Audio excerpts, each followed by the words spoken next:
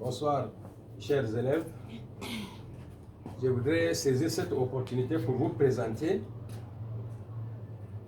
un enseignement qui porte sur la reproduction chez les spermaphites. Tu prépares le bac et tu sais que la reproduction sexuelle dans l'espèce humaine passe par deux phénomènes biologiques importants.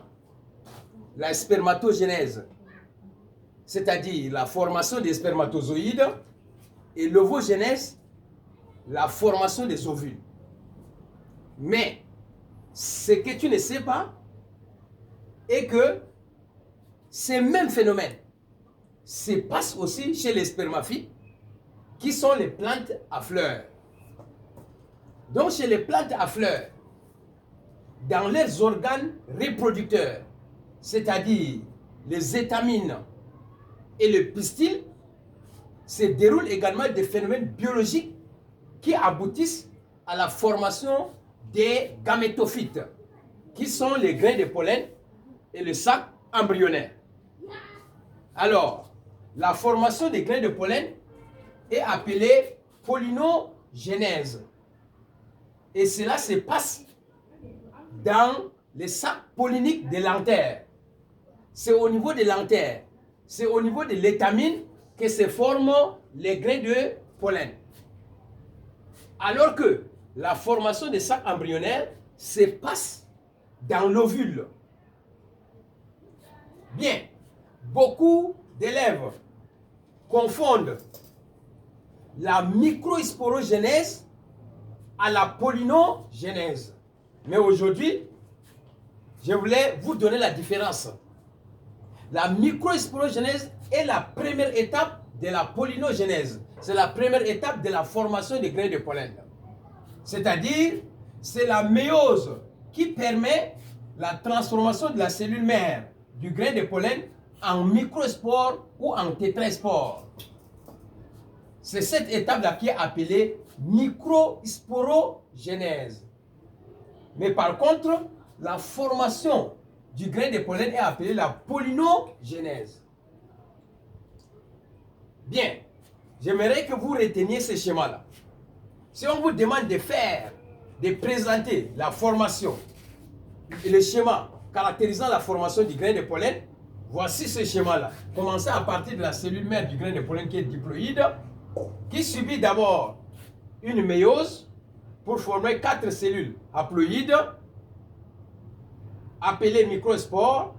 Chaque cellule appelée microspore subit ensuite une endomitose, puis la différenciation pour devenir un grain de pollen. Et le grain de pollen n'est pas encore un gamète.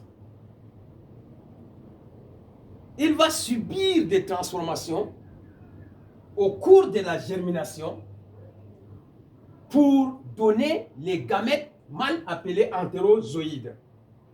C'est-à-dire, au cours de la germination de ces grains de pollen-là, son noyau végétatif va dégénérer, mais la cellule reproductrice qui est là va subir une mitose pour donner 2 cellules haploïdes appelées entérozoïdes.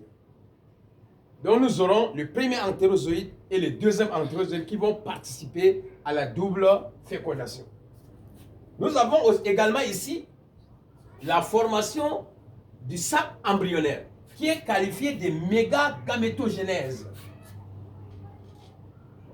Elle se déroule également en 2 principales étapes. La première étape est la mégasporogénèse, c'est-à-dire la formation des mégaspores, ou encore la macrosporogénèse, c'est-à-dire la formation des macrospores, qui passe nécessairement par la méiose.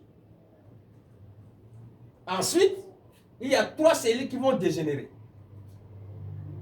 Et la mégaspore va subir ensuite 3 endomitoses, puis le cloisonnement ou la cellularisation pour devenir un sac embryonnaire contenant l'osphère qui est le gamète femelle, qui après fécondation va donner l'œuf principal à l'origine de l'embryon. Mais certains élèves, dans les exercices, on les demande juste de présenter le schéma des grains de pollen et le schéma des sacs embryonnaires. Ils présentent tous les schémas de la formation des grains de pollen et du sac embryonnaire.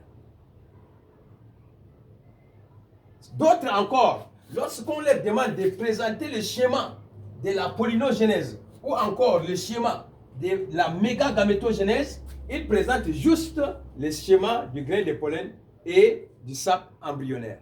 Il faut bien lire l'exercice pour voir si on te demande juste le schéma de ces deux gamétophytes ou le schéma de la formation de ces gamétophytes. Voici ce que je voudrais te présenter aujourd'hui. Merci.